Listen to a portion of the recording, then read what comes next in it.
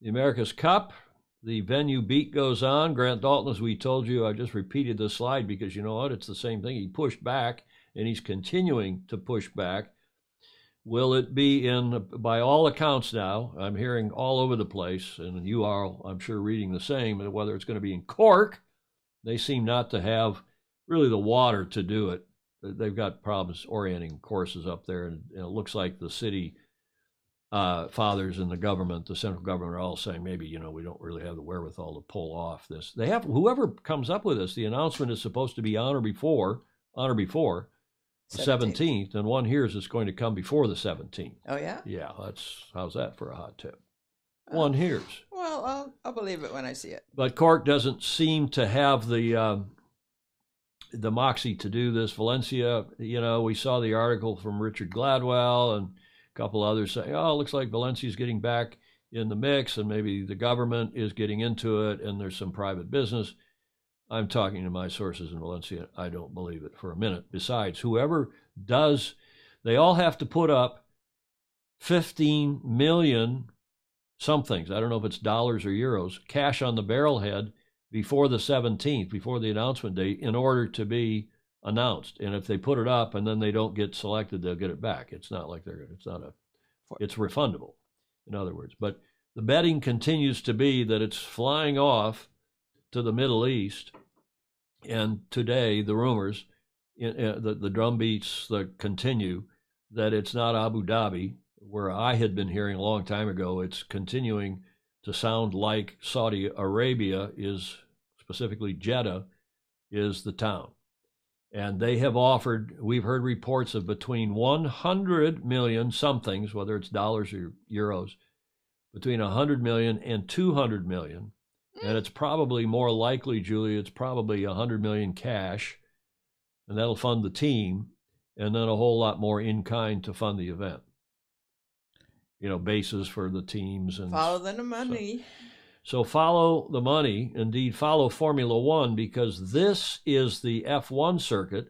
It is the fastest circuit, reputed to be, in terms of speed in the world now. And look at it's purpose built there on the water for a Saudi Arabian Grand Prix, the first ever, on the 5th of December, which will be the penultimate Grand Prix. And as you said, Julia, follow the money, but that's what's going on. Now, the Grand Prix, scheduled for the 5th of December this year, the first one in Saudi, the Grand Prix has received criticism from Amnesty International and many others on the grounds of human rights in Saudi Arabia. Saudi has denied the Grand Prix was ever being used for sports washing. Have you heard that word? No. That's to whitewash your reputation, to clean up your reputation, to cleanse your reputation. Yeah. So sports, by using sports. Yes. Sports washing, arguing that the race is part of a process to open up Saudi Arabia to the outside world. Well, I don't know about that.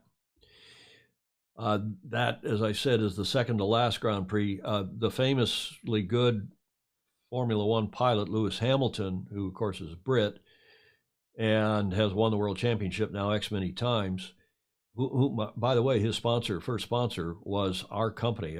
Ron Dennis came to me and said, hey, we got this great young kid. I kid you not. This great young kid who's driving carts here in the UK. We want to get him on board, move his family to London. I need some sponsorship for him. Will you? And I was the sponsor manager for West. Will you get him? Yeah. And I went to my bosses. I think I've told you this on the show before. And we gave Ron Dennis some money to help move Lewis Hamilton into F3, I think, out of karts and into some open wheel racing. But this is taking a lot of criticism. That is the Grand Prix. So I started looking around this morning at some of the renowned sites about safe travel. And I'm not going to go to the U.S. The U.S. State Department. God, the U.S. State Department tried to claim credit for bringing those people out of Afghanistan, and it was some veterans and some private money and Plan B. Yeah, and they're trying to claim credit for. Our State Department is so croutonic right now. But this travel is abroad website, it's called travelsafe-abroad.com, is highly reputable, or so I'm told, and it seems, and I've checked around on some others. And let me tell you what they had to say about Saudi Arabia. You got to take this with a grain of salt, But nonetheless, they're in the business of promoting travel to places, including to places like Saudi Arabia. So how safe is Jeddah really? This is from that website. Saudi Arabia is one of the most closed countries for foreigners in the world. Now the country opens. Notice it's not is opening, it's opens for travelers in the present tense. But you should know, many of the Saudis do not like foreigners, especially Westerners. Jeddah still falls under Islamic law, so travelers should read, understand, and follow the guidelines in Saudi Arabia, the article below, to stay out of trouble. And they go into some length about what you should do with Sharia law and so on in Saudi Arabia. Specifically, women travelers' risk they rate as medium. Women traveling to Jeddah should be very cautioned, wear an abaya at all times or very modest clothes that is cover all the body. Not recommended being alone in most places. Terrorism risk, high. Due to its position as one of the country's main cities in proximity to Mecca, terrorist attacks may occur in Jeddah. Usually they are not aimed at tourists, but you can easily find yourself in the midst, look at the way they put that, in the midst of such a skirmish. Mm-hmm. And of course, those skirmishes don't get reported because Jeddah doesn't. And notwithstanding, I don't know if they'll let somebody like Larry Ellison, who's got a Jewish passport, is Jewish and has been to Israel and so on, whether you got an Israeli stamp in your passport or not. So there's that issue as well. Overall risk, they rate Saudi Arabia, this website. Jeddah is mainly safe, but you should respect local rules and discover information about the political situations before the visit. Disrespecting to local moral codes will be followed, as you all know, I'm sure, by severe punishments. You don't want to be gay and be caught in Saudi Arabia, having same-sex relations, I don't think, for example. No. I can't believe that they're really, I think this is still a stalking horse. I hope it's a stalking horse. I hope this thing goes back to the Solent, although that seems to be off. I hope it goes back to Auckland or even Valencia. Valencia can pull it off. Valencia would be okay. Notwithstanding the weather, this is off the same website. These are the monthly average temperature, not the daytime highs, mind you, the monthly average temperatures. January, February, March, it's in the 70s Fahrenheit. Use your cough switch there, Julia, please. In January, February, March, it's in 24, 20, the 20s, mid-20s Celsius. Then it warms up rather dramatically, as it does in Valencia, for that matter, into the 80s and 90s. That is the average temperature, daytime temperature. It's hot. That's the average temperature through the day, not just the average daytime temperature. It doesn't cool down that much in the evening. And then it starts to cool off in September, October, November. But as you probably also have heard us say, and you all know, the deed of gift prohibits the cup racing, if in the Northern Hemisphere, from taking place in the months of November through April, which is when the weather, if you're going to do it there, you'd presumably do it in January, February, March, so it would require an amendment to the deed of gift. I do not think that is a clause that can be mutually consented out of which can be mutually consented. My grammar, Julia, was not correct. I'm proud of you. Good. Because, in fact, when the Royal Perth Yacht Club wanted to host the event down under, they had to go to the court in New York and get the deed amended so that they could host it in their Southern Hemisphere summer, which they did in Royal Perth, and they hosted it in October, November, December, January, Feb. And likewise, New Zealand has been hosting it in December, January, Feb. Okay, I digress. Why wouldn't that pertain to because they're in the northern. Jeddah's in the Northern Hemisphere. Oh yeah. Good question. I mean, good. That's exactly the point. Yeah. Exactly right. So there's Jeddah. There's the waterfront, and there's not much breeze. But follow the money. $100 million apparently cash on offer, which would fund a team that apparently doesn't have any money to speak of anymore, other than a few bucks that have been carried over from the last cup. That is Emirates Team New Zealand. Now, our good friend Richard Gladwell has written another article today on his esteem, and he's one of the great yachting journalists, but he's also a Kiwi fanboy.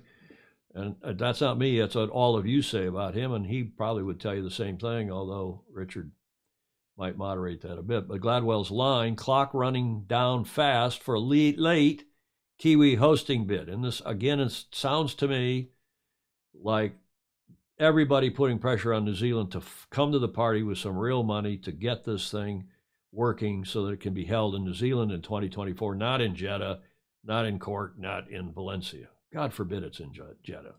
So this is what Richard had to say. An 11th hour rogue bid to have this article today came out. An 11th hour rogue bid to have the 37th America's Cup hosted in New Zealand appears to be running out of time and fast. Like, come on, everybody, get with it. You're running out of time. The latest rendition of the Kiwi bid promoted by former Fay Richwhite staffer Mark Dunphy, notwithstanding the guy's apparently a very wealthy guy as the head of his own petroleum company, published in Business Desk on Monday, claimed the necessary $80 million of funding was available, quote, only if Dalton is kept away from the purse strings. Dunphy's reported perquisite is at odds with the management practice of successful America's Cup teams. Having a hands-on dynamic CEO with a financial sign-off, strong sailing, and America's Cup NUA is vital to a cup. He's the main man. It is not viable for the sailing and design teams to have to make business case type presentations pleading for money to a risk-averse management committee appointed by the money men with little or no America's Cup experience. And with that, no one can disagree, including me. I think Richard's absolutely, completely right. But that's not what this guy's saying. He's saying Grant should run the team, not run the event. And he started to back off and clarify and yada, yada. That's this guy Dunphy. Yeah. Richard goes on to say there is a substantial risk for Team New Zealand in accepting at the end of next week, meaning by on or before the 17th of September, a less than comprehensive and binding proposal from within New Zealand. Even the acceptance of a late bid from the incumbent venue, meaning Auckland, would likely be viewed askance by the other venues who have spent months on their proposals. No doubt. That's true. And it's accepting a late bid from a New Zealand syndicate, the RNZYS/ETNZ/Origin, meaning Origin Sports Group, who are doing this bidding process for ETNZ/Royal New Zealand Yacht Squadron. That, in accepting a late bid from a New Zealand syndicate, meaning from Auckland, this evaluation team would be rejecting the other three hosting proposals received from the international venues, which have been signed off at a senior level by their respective governments. Well, I'm not quite sure that's true, but let's assume it is. Well, it's certainly not true in the case of Valencia. Without comprehensive and legally binding undertakings from a late New Zealand syndicate, the America's Cup defenders risk being left financially legless in trying to both run a regatta as well as trying to defend the America's Cup against super teams in the Challenger Group, as happened in the Kiwis' disastrous 2003 America's Cup defense. The announcement, Richard wraps up here, the announcement of the preferred venue is expected to be made on Friday, September 17th. Due to Auckland currently being in a level 4 COVID Delta lockdown, it is likely that some form of virtual announcement will be made. I think that's it. So that's Richard, our FOSI, Richard Gladwell. It's probably time to get him back on. And of course, they're talking about this guy who has come to the fore and said he's called a rich lister in Auckland in New Zealand. He's affluent. He's chairman, CEO of this Greymouth Petroleum is the name of the company from memory. There it is. Yeah, Mark Dunphy, CEO of Greymouth Petroleum. And he's apparently got on his side, we told you on Friday, a good handful. Michael Fay, and there are a bunch of others, including Jim Farmer, the lawyer, and who's not poor in himself, who's a former board member of Team New Zealand, and a number of others. I cannot imagine that there isn't a way for the Kiwis to come together with sponsorship, as Daltz has done so well in the past, cobble together sponsorship to keep the team running, keep it strong, keep it competitively as well as financially viable, and run an event in New Zealand, which, by the way, is on that website I was showing you about travel abroad, lists New Zealand and Singapore and Switzerland as three of the safest and best countries to visit in the world. No surprise. So I'm hoping it's going back to Auckland not to Jeddah, but that's just my personal view. Maybe I'm wrong. Tell me if you all disagree, if we're washed up. Julia. Stingray says the America's Cup does not need to be associated with Jeddah. It's already under tremendous criticism for it. Say that again. America's Cup does not need to be associated with Jeddah. F1. Oh, true. And this is a bit off topic, but Tom, could you please outline to us why it costs so much money to host the America's Cup? Well, it really doesn't. I mean, in the Newport days, okay, things have grown beyond that, but it does not really have to cost that much. You have to put on a race committee. You have to have petroleum. You have to have boats, or whatever you're putting in the boats. Maybe they'll be electric pretty soon. You got to put on a race committee. But remember, it's only the match. You don't have to put on the defense or the challenger trials. You can let the defender put on the challenger trials, the Challenger Selection Series, the CSS. All you really have to do is put on one silly week to 10 days to maybe 2 weeks silly sailboat race. First to win, tell me what, 7. Mm-hmm. First to win something. Right. So you have to have race committee and race committee boats. Do you have to have a village? Do you have to have parties? Do you have to have balls? No, you don't. You have to have a television show? Yes. That's easily done by saying, so-and-so, you come in, TV New Zealand, for example, or whomever be the host broadcaster. You take care of the television costs. You put on a great TV, and then you also then sell it to other rights holders around the world, either free to air or otherwise. Yeah. So, no, the answer is it's not an expensive regatta to hold unless you're trying to do a couple of things, until you're trying to make it into FIFA or the Super Bowl or tell me what, or you're trying to put a lot of money in somebody's pocket. Yeah. Because the more money you raise, the more money you can say, well, look, I raised this money. I got this deal. I'm the major domo. And people were critical of Dennis Conner when he said, well, I got to take 20 or 25% of these sponsorships that I raised, because if I had to go to a company to do it, that's what it would cost me. But I'm doing it myself, so I should be compensated. Mm-hmm. And at first, when Dennis, and we're going to talk about that in a minute, about the first sponsored America's Cup syndicate in this day in history. And when Dennis first started doing that, people said, oh, my God, Dennis is taking money from the sponsorship. Well, he was raising the money. And if Daltz has been raising the money for the sponsorship, he deserves to take a cut as well. And he's obviously paying himself, and he's well paid and so on. But to take a cut of the rights fee from a venue that's going to be $100+ million, excuse me. And I don't think that's going to, I for a whole lot of reasons, I don't think, Julia, it's going to stand the taste test. I hope it doesn't, because, as I said, there are all sorts of problems with going to Jeddah. Notwithstanding, this Saturday is 9/11. Yep. The 20th anniversary thereof. Yeah. Right? Right.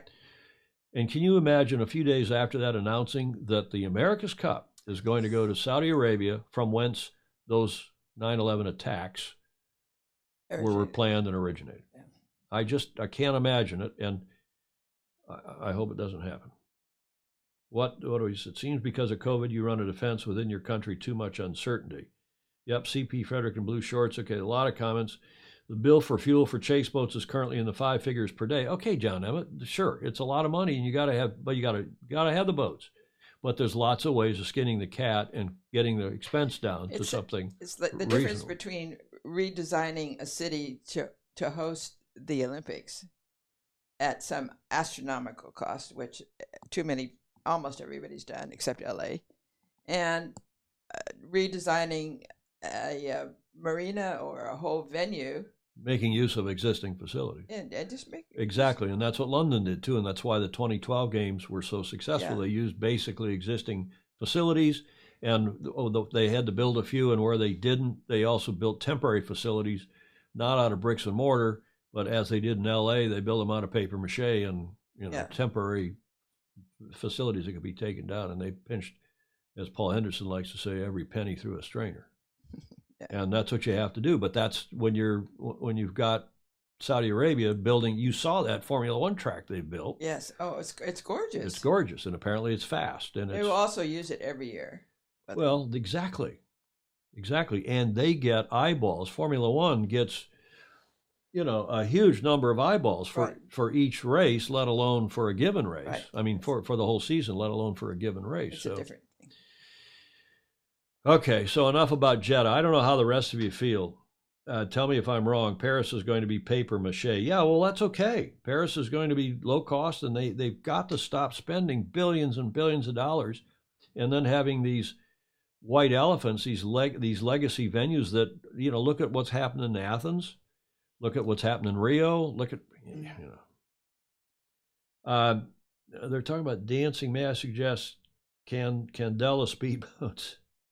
Tell me if I'm wrong. Does anybody disagree? Do you think we ought to? Somebody put in a strong argument for why we should be going, that it's opening the world up, that, yeah, we're post 9/11 now and we should be helping to westernize the Middle East and helping to understand better the Middle East by us going there. Tell me if I'm wrong. Somebody asked if they let women sail. Well, that's the best question. Are they going to let women sail? And if they are, they're going to have to sail in burqas, or they're going to have to in abayas, or what? Why do you? I mean, it's a problem. Are you going to let Jews into the country? Of course not. And remember, one of the reasons that Ras Al Khaimah, when we were fighting with Alinghi about where to hold, Alinghi wanted to host the event in a terrible place called Ras Al Khaimah, RAK, which is up. It's in the UAE, and it's up the coast a little bit from Dubai. And Mr. Bertarelli had a connection there through one of the Swiss universities, and a good friend who was the prime minister unofficial of the government, and he was going to run everything in RAK and clear the way for Alinghi, but make it very difficult for the rest of us, meaning our team, Oracle Team USA. And we challenged that in court, and then finally, without much ado at all, a judge called Justice Kornreich in the New York Supreme Court said, excuse me, and then was asking Alinghi's lawyers, does this country allow Jewish people into the country? Well, that's something we think we can work out. What about women? Well, they can come in, but can they race, or can they? Well, that's a bit of a problem. And she pounded her gavel. I'm not kidding. I was there.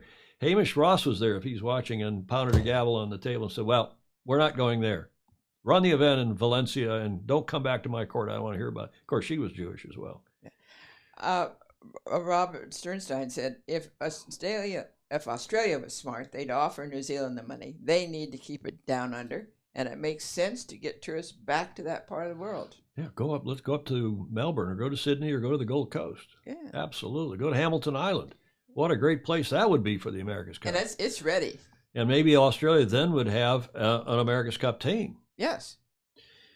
Jody Steels, Rob Sternstein, more chance of me dancing on Broadway. Okay, you just read Sternstein's comment. So Jody is responding to Sternstein saying it, right. Come to Australia. Gosh darn. Any other comments? I saw one comment here. I thought, rogue bid, come on, RG. Okay, I don't know. And Frio was one of the best environments ever. Yes, Frio was one of the best environments ever. Yeah, Sternstein, I think this would be the biggest mistake the Cup would make. I truly think it would end any chance of non-sailors even following the Cup, let alone watch. Well, I'm not sure that's true. I think people would watch, and maybe it'll bring in a new crowd from the Middle East and from wherever else to watch it. But that's not our core sailing community, I don't think. Well, if they have the money, they could become it. Yeah, will there be a Saudi team? Sure. That's a good question. What else? Any other comments here? Stingray, 2 of the 19 September 11 terrorists were from RAK, the rest Saudi Arabia. Yes, indeed. I just can't imagine us going there. Us meaning the Cup. Okay, enough on all that.